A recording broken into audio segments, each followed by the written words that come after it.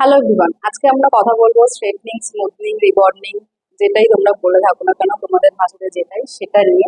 তো এই দুটোর মধ্যে ডিফারেন্স কি বা এই তিনটের মধ্যে ডিফারেন্স কি, এর প্রসেস কিভাবে করা হয় এবং এই স্ট্রেটনিং, স্মুথনিং, রিবন্ডিং এত নাম কেন বা ডিফারেন্সেসটা কি, আগে আমরা সেটা জেনে নিই। তারপর আমার তোমরা হোয়াইট বোর্ড দেখতে পাচ্ছ, আমি এখানে কিন্তু রিবন্ডিং, স্ট্রেটনিং বা স্মুথনিং এর ফুল প্রসেসটা তোমাদের সাথে আজকে শেয়ার করবো। তাই ভিডিওটা তোমাদের শেষ পর্যন্ত দেখতে হবে তোমাদের প্রপার নলেজের জন্য। তো আগে আমরা কথা বলে নিই যে এই স্ট্রেটনিং, স্মুথনিং, রিবন্ডিং জিনিসটা কি। এটা হচ্ছে একটা কেমিক্যাল প্রসেস, যেটাকে এখানে কথাতে যেটা বলছি আমরা রিবন্ডিং। রিবন্ডিং মানে আমাদের এটাকে যেই বন্ডটা রয়েছে বা আমাদের ন্যাচারাল যে হেয়ার টাইগার রয়েছে সেটাকে রিস্ট্রাকচার করা। রিস্ট্রাকচার করা মানে আমাদের বন্ডটাকে ব্রেক করে আবার নতুন করে আমরা যেই শেপে দিতে চাইছি সেই শেপটাকে ক্রিয়েট করা, তার জন্য এটা নাম হচ্ছে রিবন্ডিং।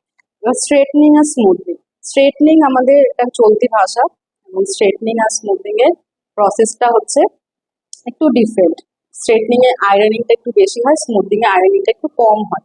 তো এখানে প্রসেসটা যখন আমরা দেখবো তখনই আমরা কিন্তু বুঝতে পারবো যে কোন হেয়ারে বা স্ট্রেটনিং করতে কি কি প্রসেস আমাদের করতে হবে এবং স্মুথনিং করতে আমাদের কি কি প্রসেস করতে হবে। দুটোর অনেকটা সিমিলারলি, একটা দুটো জায়গায় আমাদের শুধুমাত্র একটু এদিকার ওদিক। তো ফার্স্ট হচ্ছে আমাদের কথা বলবো আমরা স্মুথনিং নিয়ে। স্মুথনিং করতে আমাদের কি কি করতে হবে। স্মুথনিং করতে আমাদের ফার্স্ট করতে হবে ক্লায়েন্টের সাথে কাউন্সিলিং। তোমরা একটা নোটবুক নিয়ে নাও, নোটবুক নিয়ে তোমরা নোট ডাউন করতে পারো যাতে তোমরা জিনিসটা ভালো মতন শিখতে পারো বা তোমরা কাজ করতে পারো। সবার প্রথম হচ্ছে আমাদের প্রতিটা সার্ভিসের আগে ক্লায়েন্টের সাথে কাউন্সিলিং করা। তার কারণ কাউন্সিলিং মানে কি, ক্লায়েন্টের হিস্ট্রি জানা, ক্লায়েন্ট আগে কি করিয়েছেন এবং আম, তাতে তার ফিডব্যাক কিছু কি কি আছে বা তার কিছু প্রবলেম হয়েছে কিনা, সেই সব এক্সপিরিয়েন্স গুলো আমাদেরকে আগে জানতে হবে। যে কোনো কেমিক্যাল ট্রিটমেন্ট করার জন্য বা আমরা হেয়ার বা স্কিনের উপর যখন কাজ করব তার আগে আমাদেরকে ক্লায়েন্টের একটু হিস্ট্রি জেনে নেওয়াটা দরকার, তাতে আমাদের কাজ করতে সুবিধা হয়। তো এটাকে বলা হয় ক্লায়েন্ট কাউন্সিলিং, মানে ক্লায়েন্টের হিস্ট্রিটা আমাদেরকে জানতে হবে। তো ফার্স্ট পজিশন হচ্ছে আমাদের ক্লায়েন্ট কাউন্সিলিং, সেটা তোমরা যেই প্রসেস করো না কেন, শুধুমাত্র হেয়ারের জন্য নয়, আমি প্রতিটা সার্ভিসের জন্য বলছি। সেকেন্ড হচ্ছে আমাদের হেয়ার চেকিং, মানে আমাদের ক্লায়েন্টের হেয়ারটাকে চেক করতে হবে টাচ করে।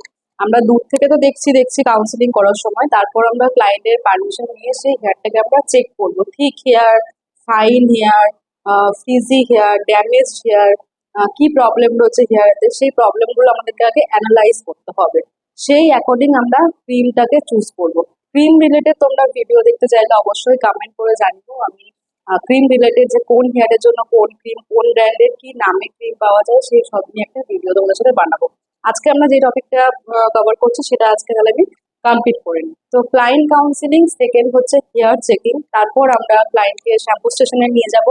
ভালো করে পিউরিফাইং শ্যাম্পু দিয়ে আমরা 2 থেকে 3 বার হেয়ারটাকে ওয়াশ করবো। কতবার করবো? 2 থেকে 3 বার আমরা হেয়ারটাকে খুব ভালো মতন মানে পিউরিফাইং শ্যাম্পু দিয়ে আমরা হেয়ারটা ওয়াশ করব। এখানে আমাদের অবশ্যই অবশ্যই প্রফেশনাল কোনো ব্র্যান্ড ইউজ করতে হবে শ্যাম্পুর জন্য। তোমরা লরিয়ালের এক্সটেন্সও নিতে পারো, সসকফ নিতে পারো, ওয়েলা নিতে পারো, ম্যাট্রিক্স নিতে পারো, স্ট্রিক্স নিতে পারো।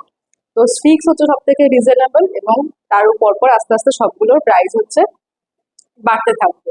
তো তোমরা যে রেঞ্জ গুলো আমি বলছি সেগুলো ভালো করে নোট ডাউন করে নাও এবং প্রোডাক্টের জন্য চাইলে অবশ্যই কমেন্ট করে জানিয়ে আমি প্রতিটা প্রোডাক্ট ডিটেলস নিয়ে একটা তাহলে ভিডিও বানিয়ে দেবো যাতে তোমাদের সুবিধা হয়। শ্যাম্পু স্টেশনে নিয়ে গিয়ে ভালো করে শ্যাম্পু করলাম।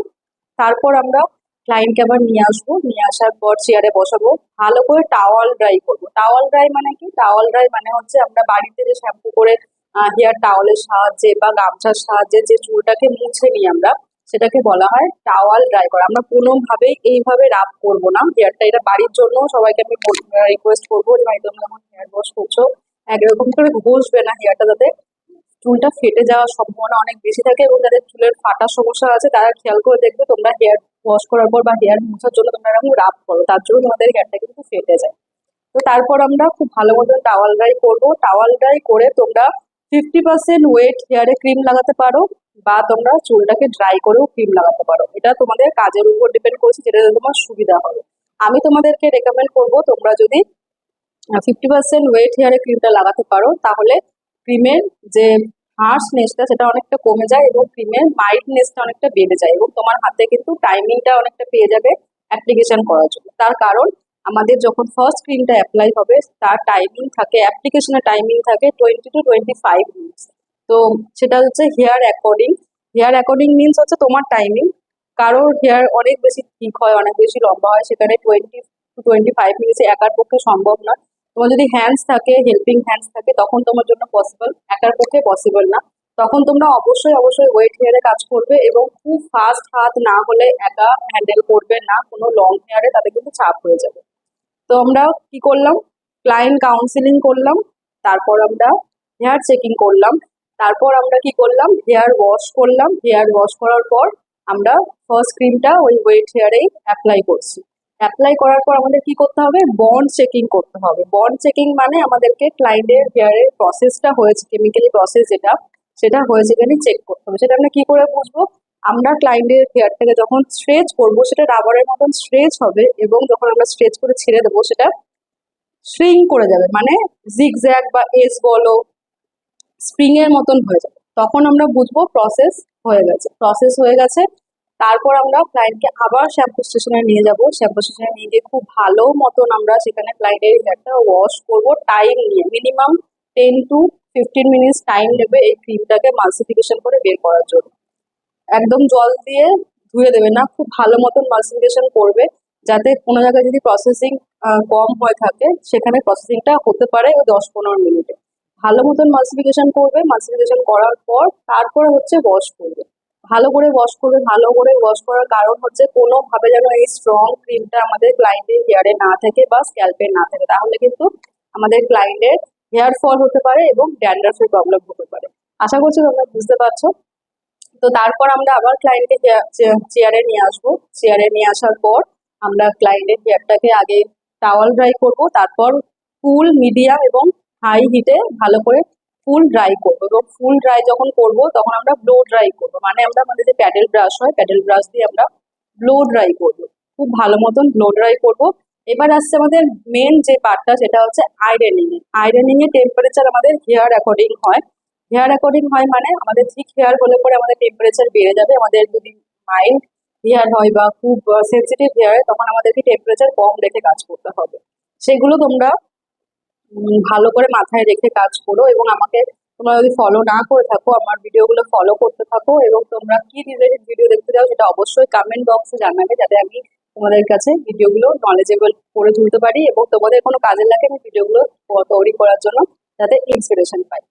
তারপর আমরা হচ্ছে কি ভালো করে ব্লো ড্রাই করলাম। প্রথমে আমরা কি করব, কুল ড্রাই করব, মানে যে আমাদের কোল্ড ড্রাই হয় সেটা দিয়ে আমরা কোল্ড ড্রাই করলাম, তারপরে মিডিয়াম ড্রাই নিয়ে গেলাম, তারপর আমরা ব্লো ড্রাই করব হট, একদম যে আমাদের গরম হাওয়া যেটা হট ড্রায়ারে, সেটাতে আমরা ড্রাই করব।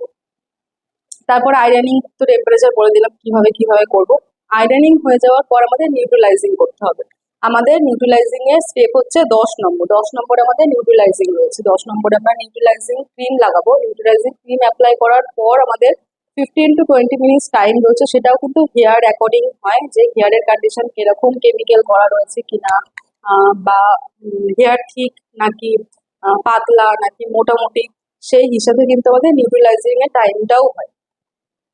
তো নিউট্রালাইজিং হয়ে যাওয়ার পর তারপর আমরা আবার ক্লায়েন্টকে শ্যাম্পু স্টেশনে নিয়ে যাব এবং ভালো করে হেয়ারটাকে ওয়াশ করব, যাতে কোনো ক্রিম না থাকে। তারপর আমরা শ্যাম্পু স্টেশনে ক্লায়েন্টকে মাস্ক অ্যাপ্লাই করব। হেয়ার মাস্ক যে পাওয়া যায় সেই হেয়ার মাস্ক অ্যাপ্লাই করব। আমাদের স্মুথনিং স্ট্রেটনিং এর জন্য হেয়ার মাস্ক হয়, তো যদি হেয়ার মাস্ক না থাকে তোমরা স্পা ক্রিমও অ্যাপ্লাই করতে পারো। সেখানে তোমরা স্পা ক্রিম অ্যাপ্লাই করলে এবং হেয়ারকে ওখানে 5 থেকে 10 মিনিটের মতো রেখে দেবে হেয়ারে মাস্কটা লাগিয়ে। হেয়ার মাস্ক লাগানোর পর আফটার 5 মিনিটস বা 7 মিনিটস বা 10 মিনিটস, যার তোমার যেরকম সুবিধা অ্যাকর্ডিং রেখে, তারপর হচ্ছে তুমি ভালো করে আবার ওই হেয়ারটাকে আবার ওয়াশ করবে। প্লেন জল দিয়ে ওয়াশ করবে। একবারই আমাদের শ্যাম্পু হবে, কোনোবার কিন্তু শ্যাম্পু হবে না। একবারই ফার্স্ট স্টেপে আমাদের শ্যাম্পু হবে, তারপর শুধুমাত্র আমরা রিন্স করবো। রিন্স মানে প্লেন জল দিয়ে আমরা রিন্স করবো, শুধুমাত্র হেয়ারটাকে ধোবো। যা ক্রিম অ্যাপ্লাই করছে সেগুলোকে আমরা শুধুমাত্র ধোবো, আর আমাদের শ্যাম্পু হবে না। একবারই ফার্স্ট টাইম আমাদের শ্যাম্পু হবে। তারপর আমরা ক্লায়েন্টকে আবার চেয়ারে নিয়ে আসবো। খুব ভালো মতো আমরা হালকা হালকা হাতে, খুব বেশি ব্লাস্ট ড্রাই না করে, চুল বেশি না নাড়িয়ে, আমরা কুল মিডিয়াম এরকম হিটে চুলটাকে পুরো ড্রাই করবো, হেয়ারটাকে পুরো ড্রাই করবো। আমরা দেখবো আমাদের আফটার রেজাল্ট কিরকম এসছে।